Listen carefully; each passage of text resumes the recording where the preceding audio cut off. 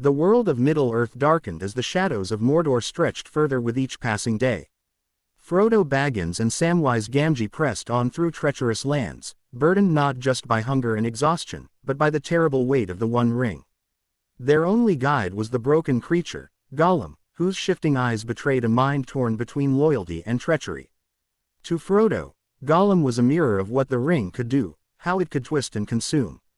Sam distrusted him fiercely, never lowering his guard, but Frodo's compassion led him to believe that Gollum might still have a shred of good left.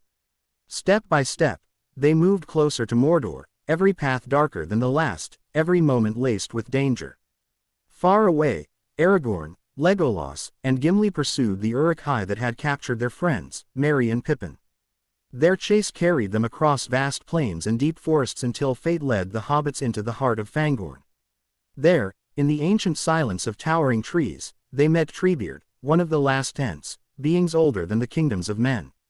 With slow wisdom and great sorrow, Treebeard listened to their plight and, upon seeing Saruman's destruction of the forest, roused his kind to action. The Ents, long forgotten by the world, prepared for war. In another corner of Middle-earth, hope was rekindled.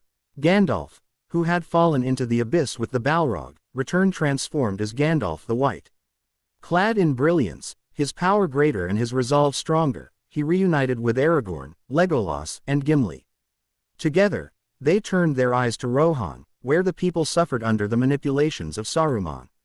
King Théoden, once noble, had been twisted into weakness by the lies of Wormtongue and the sorcery of Saruman.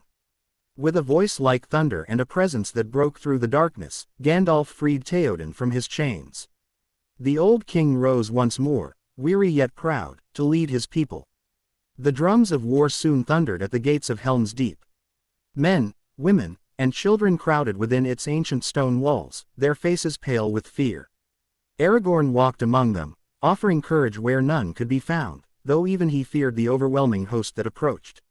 When night fell, Saruman's army came like a tide of iron and flame. The Uruk-hai marched in perfect unison, their torches a sea of fire under the stormy sky. The battle began with arrows raining down, with blades clashing against steel, and with the defenders holding the walls with desperate strength. But as the night dragged on, the fortress trembled under endless waves of enemies. Legolas loosed arrows with unerring precision, Gimli swung his axe with a roar that shook the stones, and Aragorn fought as if the destiny of men rested in his hand alone. Yet despair spread among the defenders as the walls cracked and the gates splintered. When dawn came, it revealed a scene of ruin and blood. But then, out of the rising sun, Gandalf appeared at the head of Éomer and the riders of Rohan. With a blinding charge, they swept down upon the enemy, their spears glinting, their cries breaking through the storm. The Uruk-hai faltered, and the tide turned. Helm's Deep was saved. Elsewhere, vengeance brewed in the forest. Treebeard and the Ents marched upon Isengard with thunderous steps, their roots tearing stone, their branches battering walls. Water poured into the pits where Saruman had bred his armies, drowning the fires of industry.